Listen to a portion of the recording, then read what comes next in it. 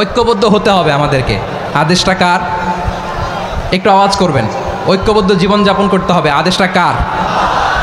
আমাদের আগে যে সমস্ত জাতিগোষ্ঠী ধ্বংস হয়েছে বিভেদের কারণে হয়েছে। বিশ্বনবী বলেন, বুখারীর বর্ণনা, ফাইন্নামা আহলাকাল্লাযীনা মিন ক্বাবলিকুম কাসরাতু মাসাইলিহিম ওয়া ইখতিলাফুহুম আলা আম্বিয়াইহিম। তোমাদের আগে ইহুদি নাসারারা যারা ধ্বংস হয়েছে, আমার গজবে উপনীত হয়েছে, দুইটা কারণ ছিল। নাম্বার 1, কাসরাতু মাসাইলিহিম, বেশি প্রশ্ন করত, প্রয়োজনে অপ্রয়োজনে নবীরা প্রশ্ন করে আটকাইতে চাইতো, এরকম ডাকাত ছিল তারা। 2 নাম্বার কারণ, ওয়া ইখতিলাফুহুম আলা আম্বিয়াইহিম, ইখতিলাফ করার কারণে, বিভেদের কারণে, পারস্পরিক বিরোধে জড়ানোর কারণে তারা ধ্বংস হয়েছে। এখন বলেন, আমরা কি আল্লাহর গজব চাই? আমরাও কি তাদের মতো ধ্বংস হতে চাই?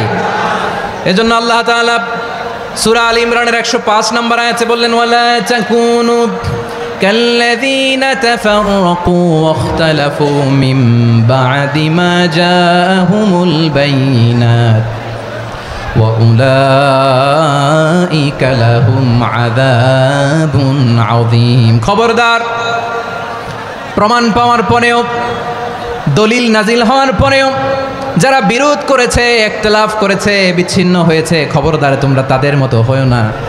যদি তাদের মতো হও তাহলে জেনে রাখো, ওয়া উলাইকা লাহুম আযাবুন আযীম, তাদের জন্য আমি মর্মন্তুদ শাস্তি প্রস্তুত করে রেখেছি।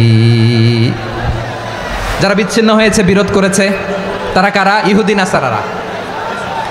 এই আয়াতের তাফসীরে কাল্লাযীনা তাফাররাকু ওয়া ইখতালাফু, যারা বিচ্ছিন্ন হয়েছে, বিরোধ করেছে, তারা কারা? মুফাসসিরিন ইকরাম বলেছেন তারা ইহুদি নাসারারা। আওয়াজ করে বলুন তো, তারা কারা? ইহুদি নাসারারা।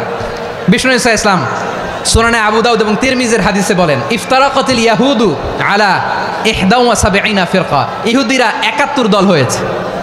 ইখতিলাফ করতে করতে কয় দল? সবাই বলে নাই, কয় দল?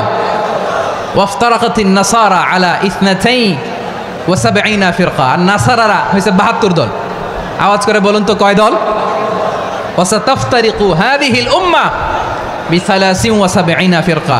আর বিশ্বনবী আফসোস করে বলেন, আমার উম্মত হবে 73 দল। ইহুদি 71 দল, নাসারা 72 দল, আর আমার উম্মত, বুঝে থাকলে আওয়াজ করে বলেন। বিশ্বনবী বলেছেন, আমার উম্মত ভাগ হবে কয় দলে? কুল্লুহা ফিন্নার, সব জাহান্নামে যাবে, ইল্লা ওয়াহিদা, একটা দল ছাড়া। সাহাবারা বললেন, মান হিয়া ইয়া রাসূলুল্লাহ, সে নাজাত প্রাপ্ত জান্নাতি দল কোনটা? আপনি কি আমাদের বলবেন না? আপনি মেহেরবানি করে একটু বলে দেন তারা কারা।